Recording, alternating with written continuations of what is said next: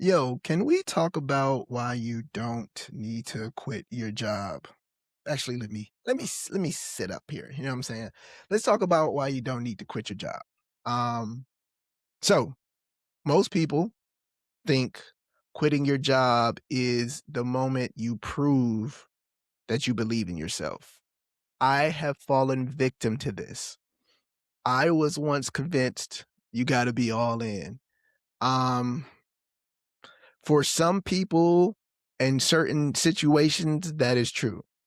But here on My Boring Success, and we're talking about building work after work, please be careful following the idea that you need to quit your job.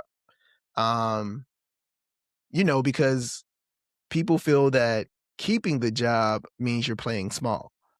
And I know because I come from Atlanta where if you're in Atlanta and and in Los Angeles too, when you speak about entrepreneurship, people always ask you, "Oh, so you work for just yourself? Like you are you employed or you don't you this your only job?"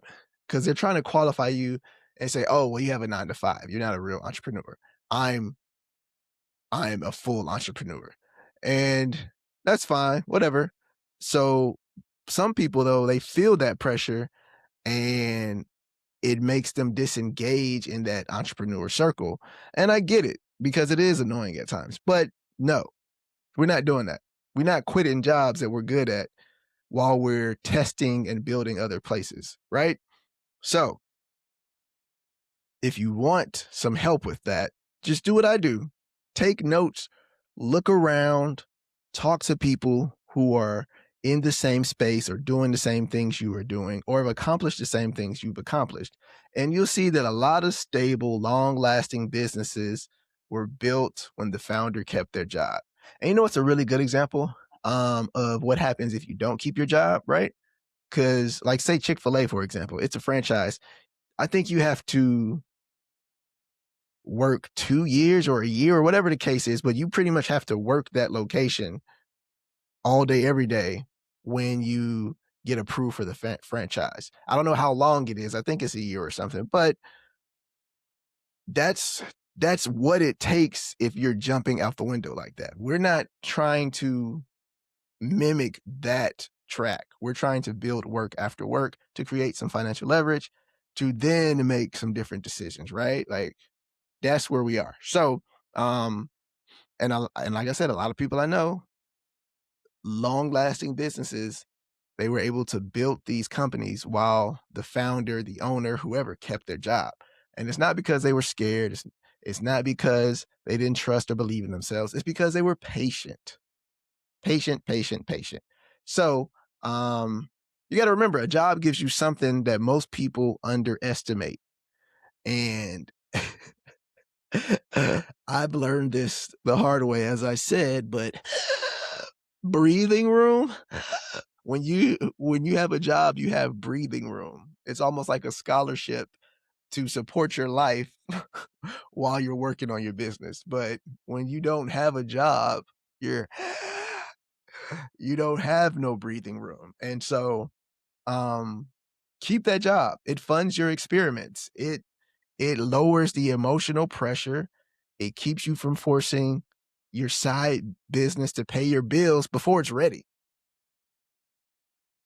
right? Like you can't even scale the business because time you get some money, you're paying your light bill and your mortgage and all this other stuff, right? You can't even dump money into it to grow your business, right? So keep that job. Um, Yeah, because when your rent doesn't depend on your new ideas and businesses, like you make better decisions. You work with the clients that you want to work with, not the clients you need. You are able to turn down things or tell people no or stay true to the quality of work that you've been presenting. It just changes the game for you. You get to like, yeah, you just get to test things, you fix things, and you get to learn without panic. That's probably the most important thing. So all of that stuff matters, man. Like that is worth keeping the job. If you can get past this emotional roller coaster and stigma of I'm an entrepreneur, but I'm employed. Like you can get past that slasher. He's a slasher. He's a this slash that. If you could get past that, keep that job. Like don't let the stigma talk you out of being employed. So yeah, you don't want to give that job away. You know what I'm saying? Because now let's talk about when you panic because you dived in. Panic makes people chase whales. Whales commoditize you. That's it.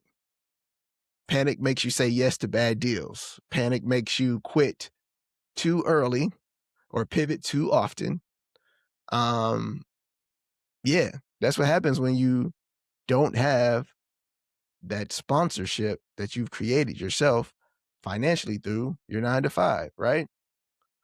And I'm a firm believer that like paychecks protect judgment. Like when you have your own paycheck, you can you can judge things a little bit better, right? You're not just like, I needed this, so this bad decision was what was worth it, or it will be okay, or I'll figure it out later, right? You don't have to rush through things. You don't need some dramatic leap to validate your ambition. Sometimes it's just a more disciplined way to go about the process and accomplish everything you've wanted. You know what I'm saying? So quietly, slowly, confidently, keep your job, hit them nights and weekends like you've been doing. Be happy that you're still employed. And if you're still employed building something real after 5 p.m., just know that you're not behind. You might actually be right on time and probably building it, whatever that is, the smarter way. So, you know what I mean? Keep it boring, keep it successful. Don't quit that job. Don't quit that job. Peace.